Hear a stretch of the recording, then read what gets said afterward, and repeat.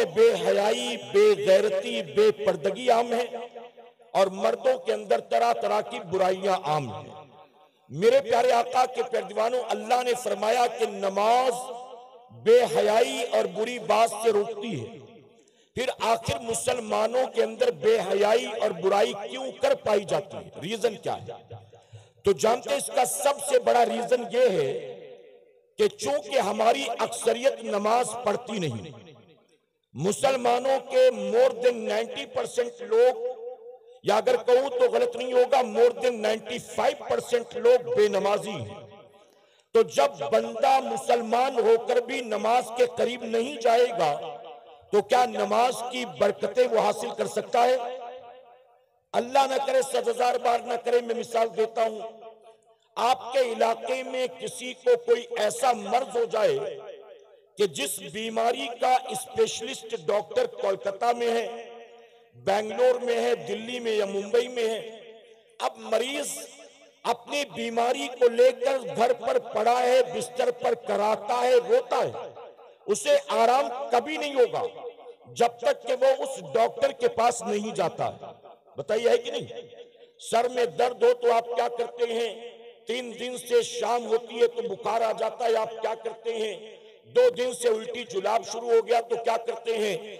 आप बीमारी को लेकर घर में पड़े नहीं रहते, बल्कि बीमारी से शिफा के लिए फौरन डॉक्टर के पास जाते हैं और डॉक्टर दवाइयां देता है तो आपका मर्ज दूर हो जाता है। मेरे प्यारे आका अलैहिस्सलातु तस्लीम के पैरवानों, पता ये चला कि अगर मरीज को मर्ज से निजात चाहिए तो उसे उस मर्ज का इलाज कराना होगा और इलाज के लिए उसको डॉक्टर के पास जाना होगा। बस इसी तरह से मुस्लिम मुआशरे के अंदर अगर बेहयाई और बुराई आम हो चुकी है और आप चाहते हैं कि हमारे मुआशरे से बेहयाई और बुराई का खात्मा हो जाए, तो उसकी खातिर अल्लाह ने आसान नुस्खा अता कर दिया। और वो आसान सा नुस्खा क्या है? रब का वादा है, बंदे तू नमाज की पाबंदी कर, नमाज पढ़ना तेरा काम है और तुझे बेहयाई बुराई से बचाना ये नमाज का काम है। अगर हम नमाज नहीं पढ़ेंगे तो क्या नमाज की इस बरकत से हम फायदा हासिल कर सकते हैं? मेरे प्यारे आका अलैहिस्सलातु तस्लीम के प्यारे दीवानों, अगर कोई बंदा तस्बीह लेकर बैठे और उस पर नमाज नमाज नमाज नमाज का विर्द करे, नमाज ना पढ़े, तो नमाज की बरकतें हासिल कर सकता है। और एक बात और अर्ज कर दूं, नमाज हर आकिल बालिग मुसलमान मर्द औरत पर फर्ज है। शहर के रहने वाले भी जानते हैं, गांव देहात के लोग भी जानते हैं, पढ़े लिखे भी जानते हैं, बेपढ़े लिखे भी जानते हैं, मालो दौलत वाले भी जानते हैं, गरीब गुरबा भी जानते हैं।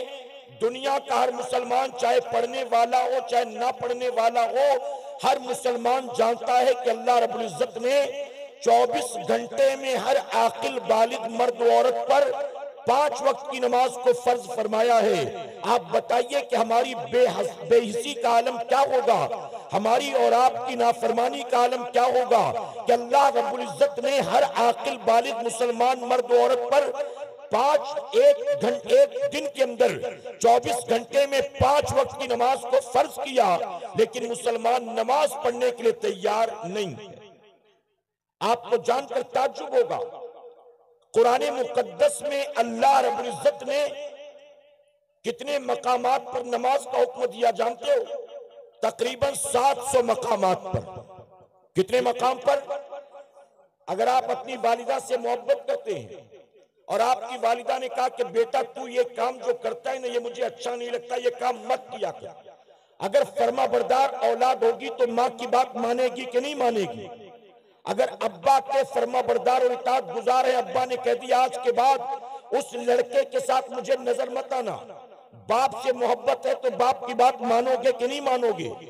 आप बताइए, अगर बीवी कोई फरमाइश कर दे, आज आते आते आइसक्रीम ले आना, मेरा 2 दिन से बहुत जी चाहता है आइसक्रीम खाने का, तो बीवी की ख्वाहिश को पूरा करेंगे कि नहीं करेंगे? अगर आपकी औलाद ये कहे कि अब्बा इस बार ईद में वो कपड़ा लूंगा मैं, तो अपनी औलाद की ख्वाहिश को पूरा करेंगे कि नहीं करेंगे? आपको ये पता है कि पीर साहब को खाने में क्या पसंद है, पीर साहब को पीने में क्या पसंद है, पीर साहब को